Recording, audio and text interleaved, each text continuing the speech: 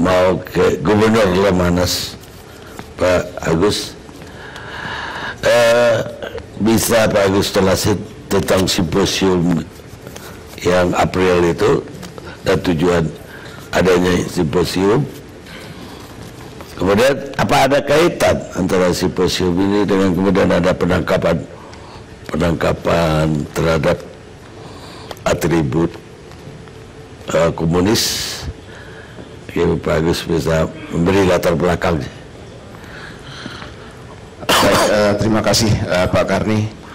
Pak Karni Ilyas ingat tanggal 1 Oktober tahun 2015 ILC Indonesian Lawyers Club di sini saya juga diundang. Saya memberikan penghargaan tinggi kepada Pak Karni, itu memberikan inspirasi kepada saya. Seandainya ini bisa saya laksanakan pada tingkat nasional, bukankah ini mendekatkan diri kepada rekonsiliasi? Tapi ada hal-hal yang saya tidak bisa samai Pak Karni. Untuk acara Pak Karni ini mendatangkan iklan yang besar Pak. Simposium saya tidak pernah mendatangkan iklan yang besar Pak. Gitu. Tapi biaya satelitnya juga mahal ini Pak. Baik Pak, terima kasih. Simposium. Jadi simposium ini mempunyai dua tujuan Pak ya, pada dasarnya. Pertama adalah untuk memberikan pemahaman utuh menyeluruh dan kedalaman tentang proses terjadinya tragedi 65. Yang kedua, kita harapkan juga memberikan pencerahan kepada masyarakat, kepada publik tentang konsep rekonsiliasi. Karena kami lihat terbengkalainya usaha untuk menyelesaikan sebuah konflik besar bagi bangsa ini sampai mencapai setengah abad lebih, itu karena dua hal tersebut. Itu kan. Kemudian untuk melakukan itu, maka simposium saya juga mencontoh, dapat inspirasi lagi dari ALC Pak. Itu kita mencontoh Dewi Keadilan Pak. Mata panitia, mata simposium itu ditutup Pak. Kami tidak berpihak kepada siapapun.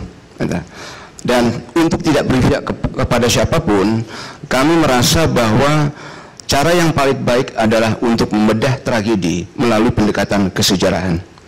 Karena hanya kesejarahan itulah yang akan memberikan kita sifat yang paling dekat dengan objektivitas dan faktual.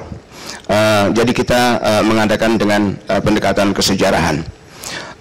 Selanjutnya saya juga mendapatkan tantangan dari praktis semua pihak. Kaum kiri menentang, golongan kanan menentang, LSM menentang, aktivis menentang. Sampai saya bertanya, kawan saya siapa ini dalam menyelenggarakan simposium ini? Saya ingat Pak Karni, tapi saya nggak tahu Pak Karni ada di mana itu Pak waktu itu. Sehingga juga pada waktu itu orang bertanya, mau apa lagi? Sudah banyak tulisan-tulisan tentang 65, sudah banyak upaya-upaya tentang 65. Ada tiga hal yang membedakan simposium itu dengan upaya yang kita lakukan sebelumnya. Pertama adalah simposium ini merupakan bentuk kerjasama antara civil society dengan pemerintah. Sebelumnya itu kalau tidak pemerintah sendiri, civil society sendiri. Kalau civil society sendiri cenderung akan kandas. Karena hanya kewenangan pemerintahlah yang bisa memberikan solusi bagi tragedi 65. Kalau pemerintah sendiri juga akan kurang kredibilitasnya dan akan kurang kreativitasnya. Karena datangnya dari birokrat gitu Pak ya. Jadi karena itu yang kedua adalah juga memberikan keseimbangan. Menurut saya Pak ya, sebelum simposium apa yang kita dengar kalau kita mendengar tentang tragedi 65 itu selalu tentang masa setelah Oktober 65 ke sini Pak. Kita jarang, hampir tidak pernah untuk mendengar apa yang terjadi sebelum Oktober 65. Simposium ini ingin memberikan keseimbangan untuk menyadarkan kepada publik banyak yang terjadi sebelum 65, bahwa keadaan tragedi 65 dan setelahnya merupakan proses sebab akibat yang tidak bisa dipisahkan dari peristiwa-peristiwa sebelum 65, termasuk pemberontakan PKI pada tahun 48. Nah, jadi saya sebetulnya termasuk FSAB Pak ya. Saya di situ duduk dengan misalnya putra tokoh-tokoh PKI. Tidak berarti bahwa saya itu permisif, tetapi saya ingin untuk mendorong PKI untuk ikut bertanggung jawab. Saya punya keyakinan bahwa terjadinya sebuah tindakan kekerasan tidak bisa hanya dipertanggungjawabkan kepada satu pihak saja. Semua pihak yang terkait dalam tindakan kekerasan sampai tingkat tertentu punya tanggung jawab mengapa tindakan kekerasan itu sampai terjadi. Ini sebetulnya yang juga ingin saya tekankan, kalau tidak dikatakan untuk paksakan untuk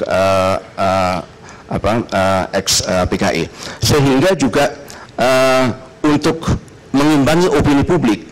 Kalau kata-kata kasarnya adalah PKI itu juga tangannya berdarah sebelum 65. Mereka tidak duduk manis sebelum 65, dan hanya setelah 65 mereka menjadi korban. Ini perlu keseimbangan, Mbak. Dan yang ketiga adalah seperti di sini yang saya terkesan oleh inisiatif Pak Karni Ilyas, saya ingin menatap mukakan antara korban atau semua pihak yang terlibat di dalam tindakan kekerasan tersebut sebagai sebuah healing proses mikro atau mini. Tidak mungkin itu merupakan healing proses atau pengungkapan kebenaran secara lengkap, tetapi paling tidak memberikan gambaran inilah healing proses. Biarkan mereka, seperti pada waktu itu saya terkesan oleh Pak Kiflan Zen berdebat dengan Ibu Nur Syahbani, itu saya terkesan. Biarkan mereka lepaskan itu semua, supaya pihak yang berwenang tahu bahwa ada pendapat seperti itu terhadap dirinya, gitu Pak. Selanjutnya adalah sekarang apa langkah berikutnya? Langkah berikutnya adalah, kalau kita lihat seperti sekarang ini, adalah membangun keadaan yang kondusif guna menuju rekonsiliasi. Rekonsiliasi itu sebenarnya adalah sebuah konsensus yang mencerminkan kemauan pihak-pihak yang bertikai. Dia tidak bisa dipaksakan, dia harus melalui tahapan pembangunan rasa saling percaya, dan dia harus dimulai dari diri sendiri. Rekonsiliasi tidak bisa dimasuki apabila pihak-pihak yang terkait itu belum berdamai di dalam dirinya sendiri dengan masa lalunya. Baik itu perseorangan maupun secara organisasi. Yang paling sulit adalah bahwa setiap pihak, setiap orang itu harus mampu untuk letting go of the past. Ini juga mungkin pelajaran kehidupan yang sangat syarat dengan nilai. Bagaimana kita let go of the past. Baik apakah itu kita harus meninggalkan zona nyaman, ataupun karena kita pernah mengalami trauma. Ini yang sulit, dan sampai sekarang praktis saya belum bisa melihat bahwa itu sudah terjadi sehingga masyarakat itu siap untuk rekonsiliasi. Bagaimana dengan keadaan sekarang, Bang? Kalau kita lihat keadaan sekarang bahwa memang kita belum siap, satu hal adalah bahwa rekonsiliasi hanya bisa dicapai dengan jalan perdamaian. Kalau kita melihat ada gesekan-gesekan yang juga keras di luar sekarang, menurut saya ini adalah tantangan kita pertama untuk menunjukkan bahwa kita bisa apapun yang kita lakukan menuju rekonsiliasi harus melalui perdamaian, dan ini harus diutamakan, prioritaskan perdamaian. Kita jangan menyeret masyarakat kepada sebuah konflik yang sebetulnya itu disebabkan oleh perbedaan pendapat dari sebagian kecil elit. Mereka sudah susah untuk mencari nafkah untuk dirinya sendiri, untuk keluarganya. Kita terlalu sayang kepada masyarakat, jangan sampai bahwa gesekan-gesekan yang ada dalam elit ini kita tularkan kepada masyarakat. Terima kasih, Pak.